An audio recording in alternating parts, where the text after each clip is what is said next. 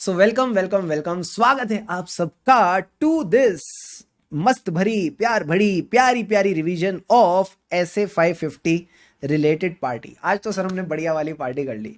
इसको नाम को कैसे याद रखना है? मैंने कहा 5 and 5 आर रिलेटेड, 5 और 5 रिश्तेदार है तो तुमको याद रहेगा 550 is related party. Very very easy, ठीक है। अब सर ये रिलेटेड पार्टी वाला ऐसे हम पढ़ क्यों रहे हैं, हम ऑडिट कर क्यों रहे हैं? क्योंकि तुम्हारे अकाउंट्स के जो टीचर है बढ़िया वाले, उन्होंने बोला था अकाउंटिंग होनी चाहिए, डिस्क्लोजर होना चाहिए रिलेटेड पार्टी का। तो जो इंटर वाले थे उन्होंने कहा AS 18 के हिसाब से, फाइनल वाले ने कहा इंड AS 24 के हिसाब से। तो कहीं ना कहीं आपकी जो FRF की रिक्वायरमेंट है वो कहती है डिस्क्लोज करो ना, डिस्क्लोज करो ना रिलेटेड पार्टी कौन कौन है, उनके साथ आपकी क्या रिलेशनशिप है, क्या ट्रांजेक्शन है, क्या बैलेंसेज है, everything should be properly disclose. तो हम भी एज ऑडिटर यही चाहते हैं, हम भी एज ऑडिटर यही चाहते हैं कि ये सब चीजें प्रॉपर्ली हो। तो आपने सबसे पहले समझना है सर रिलेटेड पार्टी होती कौन है। So related party can be these things as it has defined as per the FRF। FRF मतलब जैसा AS 18 या इंड AS 24 कहते हैं वही रिलेटेड पार्टी है। बट अगर सर ये कुछ नहीं कहते हैं तो बड़ा सिंपल है। सबसे पहले सर आपके रिलेटेड पार्टी है तीन तरह की, एक तो ऊपर वाली, एक नीचे वाली, एक साइड वाली। एक तो ऊपर वाली, एक नीचे वाली, एक साइड वाली। सर ऊपर वाली मतलब जो आपको कंट्रोल करती है, जो आपकी एंटिटी को कंट्रोल करती है। एंटिटी मतलब रिपोर्टिंग एंटिटी, यानी जिसका आप ऑडिट कर रहे हो। जिस एंटिटी का आप ऑडिट कर रहे हो अगर उसको कोई कंट्रोल कर रहे हो, उस पर किसी का सिग्निफिकेंट इन्फ्लुएंस है तो वो रिलेटेड पार्टी है। या कोई एंटिटी जिसको वो कंट्रोल कर रही है या वो सिग्निफिकेंट इन्फ्लुएंस एक्सरसाइज कर रही है वो रिलेटेड पार्टी है। एंड लास्ट में कहता है सर साथ वाली मतलब वो अगर किसी एंटिटी के साथ कॉमन कंट्रोल में है। कॉमन कंट्रोल कैसे हो सकता है? इनके ओनर्स कॉमन है, इनके ओनर्स कॉमन है, या इन दोनों के जो ओनर्स है वो रिलेटेड पार्टीज है, वो रिलेटेड है, या फिर आप ऐसा कह सकते हो इनकी मैनेजमेंट कॉमन है, दे हैव अ की common management. You getting this point और नॉट? Yes sir. अब इसमें हमने थोड़ा सा मसाला ऐड किया था। मान लो कोई सेंट्रल गवर्नमेंट है, मान लो कोई सेंट्रल गवर्नमेंट है और वो दो एंटिटीज को कंट्रोल करती है। सर ये दो एंटिटीज कौन है? एक है मोदी लिमिटेड, एक है शाह लिमिटेड। अब ये जो मोदी लिमिटेड और शाह लिमिटेड है, क्या मैं बोल दूं इनके ओनरशिप कॉमन है? हाँ सर। क्या ये कॉमन कंट्रोल में आ गई? हाँ सर ये कॉमन कंट्रोल में आ गई। बट क्या ये रिलेटेड पार्टी है? The answer is no. These are not the related parties, क्योंकि ये हम इनको रिलेटेड पार्टी नहीं मानेंगे अनलेस ये दोनों एक दूसरे के साथ सिग्निफिकेंट शेयरिंग ऑफ रिसोर्सेज करते हैं या एक दूसरे के साथ कोई सिग्निफिकेंट ट्रांजैक्शन। अगर ऐसी कोई चीज होगी तो ICAI केस स्टडी में आपको लिख के देगा। इसी के ऊपर हमने क्वेश्चन भी किया था क्वेश्चन बैंक में, तो मेक श्योर वो भी आप लगे हाथों रिवाइज कर लो। अब एक बार नोट्स पे आ जाओ। इसमें अलावा हमारे को क्या क्या चीजें देखनी थी? सर मेन चीज हमें यही है, हमें अंडरस्टैंडिंग लेनी होती है ऑफ द रिलेटेड पार्टीज, क्या रिलेशनशिप्स है, ट्रांजैक्शन है, क्या यहाँ पे कोई फ्रॉड रिस्क फैक्टर्स तो नहीं प्रेजेंट है। इस पूरे फ्रॉड रिस्क फैक्टर्स पे, इस पूरे फ्रॉड रिस्क फैक्टर पे तो हमने पूरी एक केस स्टडी करी है। आई एम श्योर एक बार आप जब ये रिवीजन हो जाती है वापस एक बार उस केस स्टडी को गो थ्रू करोगे। एंड फिर आपने देखना है फाइनेंशियल स्टेटमेंट में क्या ट्रू एंड फेयर प्रेजेंटेशन है, अगर फेयर प्रेजेंटेशन फ्रेमवर्क है, या फिर these are not misleading in case of compliance framework. फिर एविडेंस ले लो कि जो भी रिलेटेड पार्टी रिलेशनशिप्स है, ट्रांजैक्शन है, these are properly accounted and disclosed in the financial statements as per your applicable FRF। अब सर एक बात बताओ, बहुत इंपॉर्टेंट टॉपिक आता है। This was the 5 star topic of the day. May 22 में भी आया था और हमारे को केस स्टडी में भी मिला। इंगेजमेंट टीम आखिर में डिस्कस करती क्या है? सर यही तो डिस्कस करेगी कि कौन रिलेटेड पार्टी है, उसके साथ क्या रिलेशनशिप है, क्या ट्रांजैक्शन है। अब ये बात इनको पता कहां से चलेगी? सर ये बात पता चलती है from the records and documents. तो they have to go through the records and documents, जिसमें इनको ऐसा पता चल सकता है कोई ऐसी रिलेटेड पार्टी जो मैनेजमेंट ने डिस्क्लोज ना कर रखी हो। Sir non disclosure is a material misstatement. मैंने कहा वेरी वेरी गुड। तो ये कहते हैं records and documents which can indicate the existence of related party relationships and transaction. तो आपने अलर्ट रहना है, तो आपने अलर्ट रहना है, प्रोफेशनल स्केप्टिसिज्म एक्सरसाइज करना है। हो सकता है कोई मटेरियल मिसस्टेटमेंट मिल जाए। मटेरियल मिसस्टेटमेंट मतलब सरकमस्टेंसेस और कंडीशन जो दिखाएं ऐसी related parties which are not disclosed by the management to auditor. अगर ऐसा कोई केस होगा तो हम किस पे उंगली उठाएंगे? अगर कोई मटेरियल मिसस्टेटमेंट इस तरह की मिल जाती है तो किस पे उंगली उठाएंगे? सर मैनेजमेंट का काम था डिजाइन, इंप्लीमेंट और मेंटेन करना इंटरनल कंट्रोल, यानी ये लोग कंट्रोल्स को इंपॉर्टेंस नहीं दे रहे। तो आखिरी में you will focus on the importance that the management and TCWG attach to internal control. तो ये 5 पॉइंट्स को एकदम फ्लो में ध्यान रखना। कौन कौन रिलेटेड पार्टी है, उसके साथ क्या ट्रांजैक्शन है, कहां से पता लगेगा? रिकॉर्ड्स में। रिकॉर्ड्स को ऊपर ऊपर से मत देखना, अलर्ट होके देखना। रिकॉर्ड्स को ऊपर ऊपर से मत देखना, अलर्ट होके देखना, यानी प्रोफेशनल स्केप्टिसिज्म, ताकि आपको पता चल सके circumstances and relationships that the related parties are not disclose to you. And last में इंटरनल कंट्रोल्स पे इंपॉर्टेंस पे आप ध्यान देके चलोगे। इसके बाद सर एक छोटा सा टॉपिक दे रखा है, इसको बस आप रीड करके चलोगे। सबसे पहले अंडरस्टैंडिंग द रिलेटेड पार्टी, कौन रिलेटेड पार्टी है, उसके साथ क्या रिश्ता है, क्या ट्रांजेक्शंस है, ये सब बेसिक बातें आपने समझ के चलनी है। फिर हमें एंटिटी के कंट्रोल्स देखने दो चीजों को लेके कि रिलेटेड पार्टी की अकाउंटिंग ठीक से हो रही है, इनकी ऑथराइजेशन ठीक से हो रही है। इनकी अकाउंटिंग हो रही है एज पर द एफआरएफ, जो AS 18 इंडिया 24 कहता है, उसके हिसाब से अकाउंटिंग और डिस्क्लोजर हो रहा है, ठीक है सर। प्लस इनका ऑथराइजेशन एंड अप्रूवल भी प्रॉपर्ली हो रहा है, जो कंपनी लॉ चाहता है। जैसे आपके सेक्शन है 177 और 188, इसके हिसाब से प्रॉपर्ली चीजें हो रही हैं।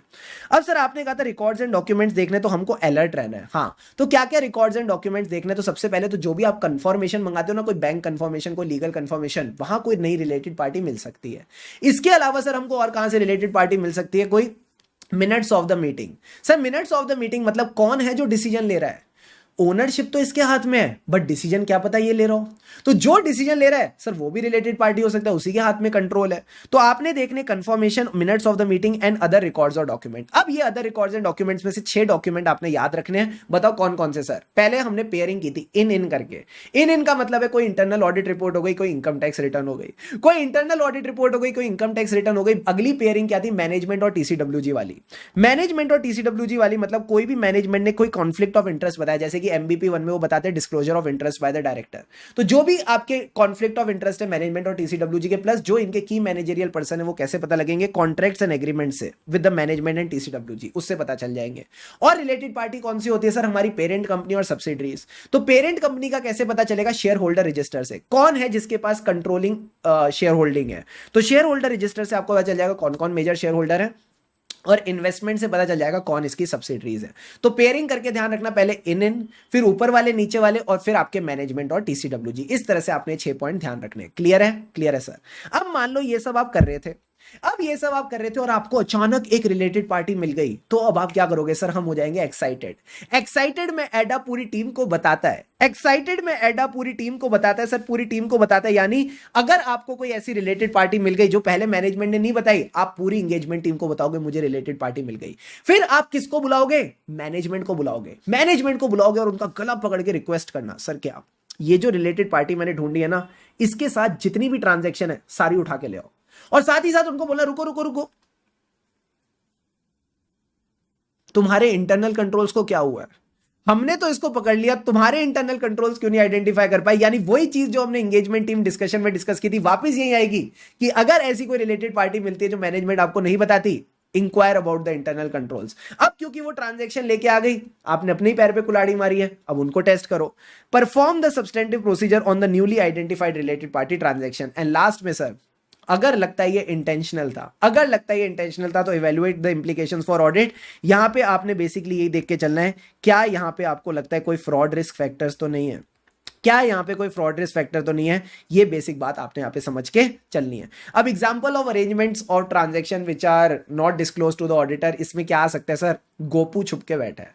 ठीक है, 3 पॉइंट ध्यान रखना, गोपू छुप के बैठा है सर। गोपू छुप के बैठा है मतलब गारंटर रिलेशनशिप्स, जनरली जो गारंटी वाली चीजें होती हैं, यहां पे कोई रिलेटेड पार्टी हो सकती है। या अगर आपको दिखता है कोई ट्रांजैक्शन है which is not at arms length price, which is outside normal course of business, तो यहां रिलेटेड पार्टी हो सकती है। एंड लास्ट में सर हमने बात की थी PU, partnerships which are unincorporated. तो अगर ऐसी कोई पार्टनरशिप आपको दिख जाती है, तो again it could be a related party. तो 3 पॉइंट ध्यान रखना, गारंटी और guarantor relationships, O for outside normal course of business, and PU का मतलब था पार्टनरशिप्स विच आर अनइनकॉर्पोरेटेड। अब सर अगर हमको कोई ऐसी ट्रांजैक्शन मिलती है जिसका कोई लॉजिक ही नहीं है, यानी मान लो किसी एंटिटी ने कोई आपको वेयरहाउस दे रखा है रेंट पे विदाउट एनी कंसीडरेशन, या फिर एक एंटिटी ने क्या कर रखा है, एक एंटिटी ने मशीनरी बेची दूसरी एंटिटी को, एक एंटिटी ने बेची मशीनरी दूसरी एंटिटी को, और ये जो दूसरी एंटिटी है ना, ये तो लेबर से काम कराती है। तो क्या इसका कोई बिजनेस रैशनल है? मैंने कहा नहीं। तो जब भी बिजनेस रैशनल ना हो, लॉजिक ना हो, तो आप एंटिटी से पूछना लॉजिक क्या है, what is the business rational, ये आपने कॉन्ट्रैक्ट में देखना है। प्लस वो जो भी आपको एक्सप्लेनेशन देगी वो कॉन्ट्रैक्ट से मैच होनी चाहिए, यानी the management explanation should be consistent with the terms of transaction. ये तो सर स्पेशल चीजें हो गई, ये तो हमारी स्पेशल चीजें हो गई। स्पेशल चीजें क्या हो गई कि आपने सबसे पहले कहां गया, आपने बिजनेस रैशनल देख लिया, टर्म्स ऑफ ट्रांजैक्शन देख ली, consistent with the management explanation. Basic क्या चीजें थी, फटाफट चैट बॉक्स में बताना। जो बच्चे जाग रहे हैं, जो बच्चे ऑफिस नहीं गए हैं, बैठे हैं, बताना जनरल चीजें क्या थी सर। ए उसके आगे आपने सी और यू लगा दिया था, मैंने कहा बेसिकली चेक कर लेना अकाउंटिंग और डिस्क्लोजर है कि नहीं, and these are properly authorised और नॉट। ये बेसिक चीजें आपने चेक करके चलनी है। अब इसके एग्जांपल बड़े सिंपल थे sir, examples of transaction outside normal course of business. Outside मतलब बाहर से, बाहर से क्या आता है, पैसा। पैसा किस फॉर्म में आता है, ईएलएस। ईएलएस का मतलब है equity lease sales. Equity lease sales, very good Vatsal Tejas, बहुत बढ़िया। इक्विटी लीज सेल्स मतलब इक्विटी की complex equity transaction. Complex equity transaction मतलब ए बी को कंट्रोल कर रहा है, बी सी को, सी ए को। तो समझ ही नहीं आ रहा कौन किसकी सब्सिडरी, कौन किसकी होल्डिंग, तो it's very outside normal course of business. L का क्या मतलब था, लीजिंग। लीजिंग वाली वो सर्विसेज जहां पे आप कोई लीज रेंट ही नहीं ले रहे विदाउट एनी कंसिडरेशन। सेल्स वाले 2 पॉइंट थे, आपने सेल्स तो कर दी बट उस पर डिस्काउंट इतना ज्यादा दिया कि फील नहीं आ रही कि सेल हुई है, या सेल्स हो रही है कल रिटर्न आ जाता है, आज सेल हुई कल रिटर्न आ जाता है, तो आप अपनी सेल्स को ना इन्फ्लेट कर रहे हो। तो कहीं ना कहीं आपने 3 पॉइंट ध्यान रखने, इक्विटी लीज और सेल्स। एंड सर बाहर वाली एंटिटीज को क्या कहते हैं, ऑफशोर एंटिटीज। तो बाहर वाला आपने एक पॉइंट ध्यान रखना है, ऑफशोर एंटिटीज, जो भी ऑफशोर एंटिटीज के साथ ट्रांजैक्शंस हैं, these are considered to be outside normal course of business. 10 minutes 30 seconds, 10 minutes 30 seconds, ये कहीं ना कहीं हमको लगे इन कंप्लीटिंग दिस स्टैंडर्ड। ये कहीं ना कहीं हमारा पूरा का पूरा स्टैंडर्ड कंप्लीट हो गया। अच्छा एक बात बताओ, अगर कोई रिलेटेड पार्टी, मेरा आपसे सवाल, क्योंकि आपने अब तो मेरे साथ केस स्टडी भी सॉल्व करी है, अगर कोई रिलेटेड पार्टी का डोमिनेंट इन्फ्लुएंस है, अगर कोई रिलेटेड पार्टी का डोमिनेंट इन्फ्लुएंस है, तो क्या ये फ्रॉड रिस्क फैक्टर है? हां सर है। तो अगर कोई रिलेटेड पार्टी का डोमिनेंट इन्फ्लुएंस है मैनेजमेंट में, अगर वही अपना काम चला रही है मैनेजमेंट में, this is also considered to be a fraud risk factor. ये भी एक अपॉर्चुनिटी मानी जाती है फ्रॉड करने की। ठीक है, thank you so much for attending today session. I hope कहीं ना कहीं आपको काफी मजा आया। अब इसी तरह से आपने बस इस ऐसे को वापस एक बार खुद रिवाइज करना है। मेक श्योर इसको रिवाइज करने के बाद आप एक बार क्वेश्चंस गो थ्रू कर लो, then everything will be crystal clear to all of you. And इसका कारो का रेफरेंस भी याद रखना, क्वेश्चंस में काम आता है। कारो का कौन सा क्लॉज है, क्लॉज नंबर 13। सर क्यों? क्योंकि ऑडिट में जितने भी अनलकी काम होते हैं फ्रॉड वगैरह वाले, वो अनलकी 13 रिलेटेड पार्टी के साथ किए जाते हैं। ठीक है, तो क्लॉज 13 में कारो का ध्यान रखना कि कारो में हम बात करते हैं किसकी, कि प्रॉपर अकाउंटिंग होनी चाहिए एंड प्रॉपर ऑथराइजेशन होनी चाहिए as per your section 177 and 188। ठीक है, ठीक है sir, thank you so much, have a great day ahead. हमें राही ऑडिट के, फिर मिलेंगे चलते चलते। लगे रहो मित्रों।